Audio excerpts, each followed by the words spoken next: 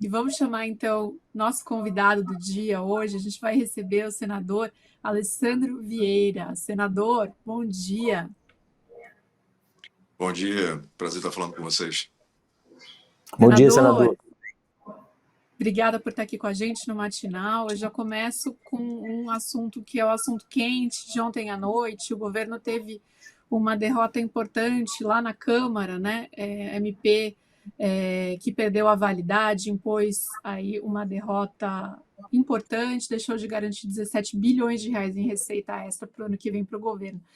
Eu queria a leitura do senhor com relação ao que aconteceu, o que faltou nessa articulação ou sobrou na articulação do outro lado da oposição. Conta pra gente. Acredito que a gente teve ali uma tempestade perfeita, né? Uma série de fatores que se somaram.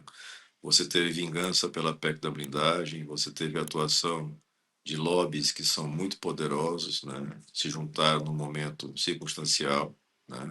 Agro e Bets. E você teve ao mesmo tempo também um erro, na minha visão, de cálculo do governo, né? Quando o governo abre as negociações e começa a avançar nas concessões, ele fez isso sem ter a garantia da contrapartida do voto. E o resultado foi a aprovação, primeiro, na comissão mista, por uma margem mínima, um voto apenas, e depois a natural debandada no plenário da Câmara dos Deputados. Assim, a gente tem claramente, de um lado, o clima eleitoral já tomou conta, né? Não existe mais projeto de Brasil, nem na oposição, nem na situação. Está todo mundo pensando em eleição. E nós temos, de fato, líderes da oposição que estão apostando no quanto pior, melhor, em tentar sangrar o governo com o máximo de pautas para ter uma vantagem eleitoral. Acho que juntou tudo num caldeirão só e a gente teve esse resultado. Bom, senador, ontem a CCJ adiou a votação da PEC que põe fim ao sistema de escala 6x1 no Brasil. Eu queria entender por que essa PEC ela tem ainda uma resistência tão grande. Qual é a sua opinião sobre a proposta? A PEC do senador Paulo Paim é de 2015, né? Eu sou favorável à redução, mas eu imagino que a gente vai ter que trabalhar mais ainda na questão da transição dela, porque o Brasil é um país de baixa produtividade por hora trabalhada. Esse é um fato, é um dado da realidade. Então a gente vai ter que fazer uma composição para que a gente tente aumentar a produtividade por tecnologia e qualificação do trabalhador e fazer uma transição talvez com alguma proteção para pequenos e micros empreendedores, né? Porque esses vão, com a mudança drástica, eles passam a ter um aumento de custo na folha que talvez inviabilize negócios. Mas é um caminho sem volta, não tenho a menor dúvida de que o Brasil vai avançar primeiro por uma semana de 5x2 e mais adiante, talvez não tão mais adiante, na 4x3, porque é uma tendência mundial. Mas nós ainda não estamos no estágio de desenvolvimento de produtividade que permita fazer isso de forma confortável. Então, acho que é importante ter, acho que o Otto Alencar, que é o presidente da CCJ, está conduzindo bem. Ele ajustou com o relator, que é o Rogério Carvalho, do PT de Sergipe, para uma sequência de audiências públicas, para que ele consiga ter essa votação com a densidade de conhecimento necessário. Mas vamos chegar a isso, eu tenho certeza. Senador, e como que o senhor vê a diferença entre o que a gente viu de recentes resultados de votação na Câmara e no Senado, né?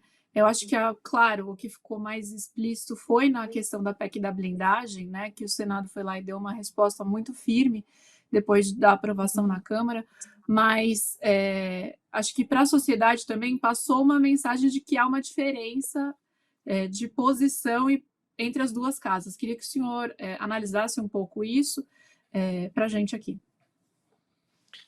Nesses quase 7 anos que eu estou aqui, essa diferença sempre existiu. Ela faz parte da própria natureza das casas, né? O perfil dos parlamentares é diferente, a forma de trabalho é diferente. E no caso específico da blindagem, o volume de processos também é diferente, né? Então, existiu uma urgência na PEC da blindagem por determinadas figuras da Câmara dos Deputados e essa urgência não existia entre os senadores. E, ao mesmo tempo, acho que falta para alguns articuladores o conhecimento de plenário, né? Conhecer individualmente o parlamentar, e no Senado isso é muito simples, porque são apenas 81, e você vai claramente entender que pautas terão aderência e que pautas não terão aderência. Essa pauta de blindagem jamais teria aderência.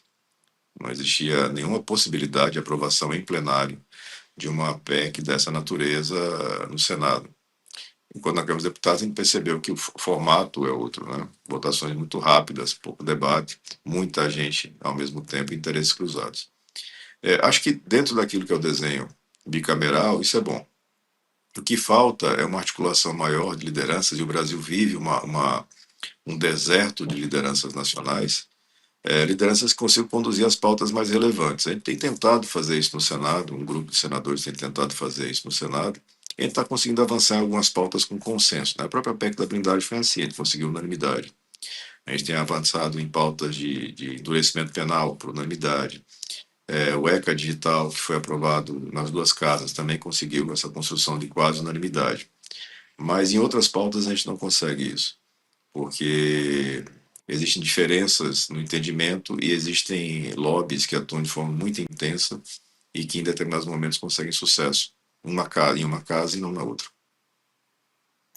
Senador, a gente tem visto essa semana um movimento bem típico da política brasileira, mas estranho, eu acho, para o eleitor, que é de deputados que têm cargo no governo rompendo com seus partidos para ficarem no governo. Estou falando aqui do Celso Sabino no turismo e do André Fufuca no Ministério do Esporte. Como é que o senhor vê esse tipo de movimento? O que isso explica, traduz da política brasileira? Os partidos são muito frágeis, né? Você não tem densidade programática ou ideológica dos partidos, na maioria deles, pelo menos.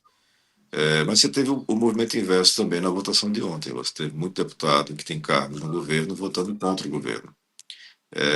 O oportunismo é uma marca do nosso sistema político, né? E essa análise de oportunidade ela é feita quase que em tempo real.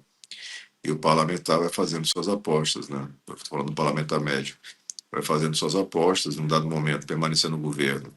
Dá para ele um retorno eleitoral interessante, ele permanece. Na hora que ele imagina que esse retorno não é mais interessante, ele pula do barco e aposta na nova expectativa de poder. Isso é da rotina da política, eu imagino que não seja só no Brasil, acho que em todo mundo você vai ter isso, mas diferente de boa parte do mundo, no Brasil os nossos partidos são muito fracos.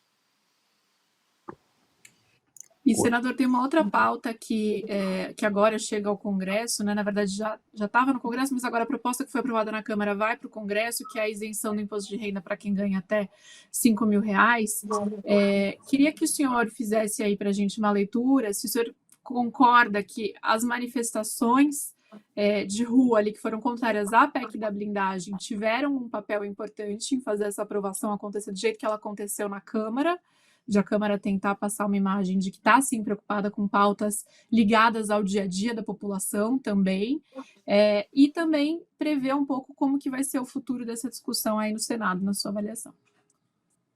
As manifestações de rua sempre são importantes, né? Elas sempre vão gerar algum efeito. Mas eu diria que a política alagoana teve um efeito maior, um impacto mais relevante, porque o movimento que o Senado fez, conduzido pelo Renan, de aprovar um texto, deixou nu o Arthur Lira diante da sua base.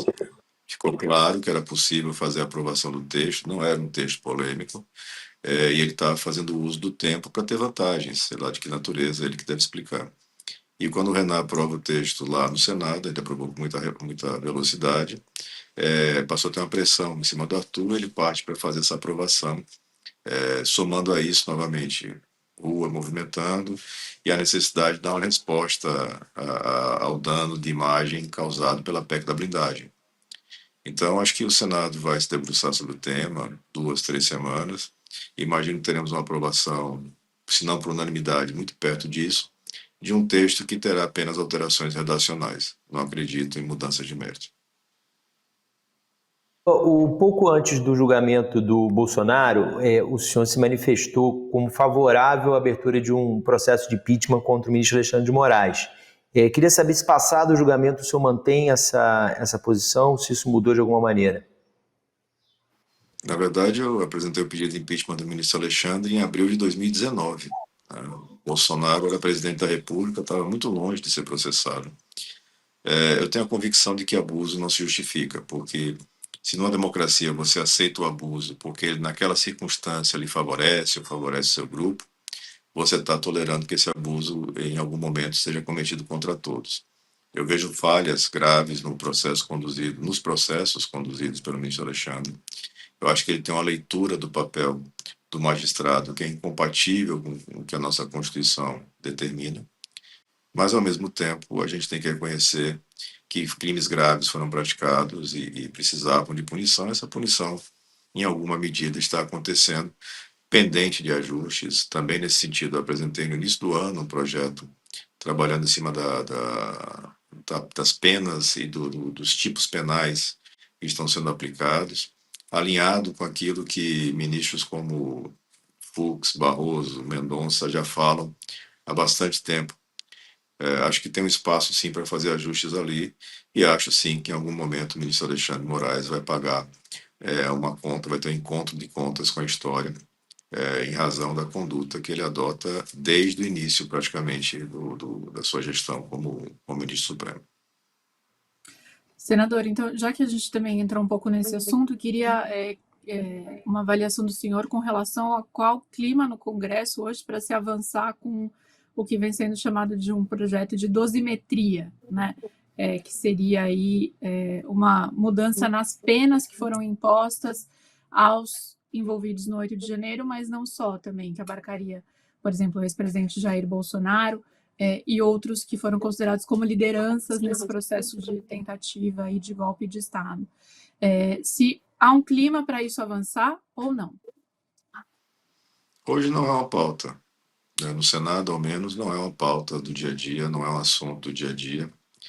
Como eu disse, tecnicamente eu tenho convicção de que sim, é importante mexer em algumas coisas, longe de gerar qualquer tipo de impunidade ou ausência de proporção entre gravidade da conduta e a pena, mas existem erros, na minha visão, erros técnicos que foram motivados pelo calor do momento do julgamento. Você tem que lembrar que quem julgou, os ministros supremos, tinham sido vítimas muito recentemente de um atentado à instituição e vivem hoje totalmente limitados, vítimas de agressões nas redes sociais e de ameaças nas ruas. Então isso interfere no julgamento.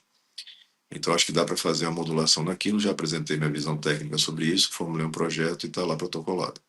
Mas não é uma pauta nem na sociedade, nem é uma pauta dentro do Congresso. É uma pauta apenas para alguns grupos políticos que têm o interesse em manter uma base fiel, motivada, agressiva nas redes sociais com fins eleitorais. Só isso.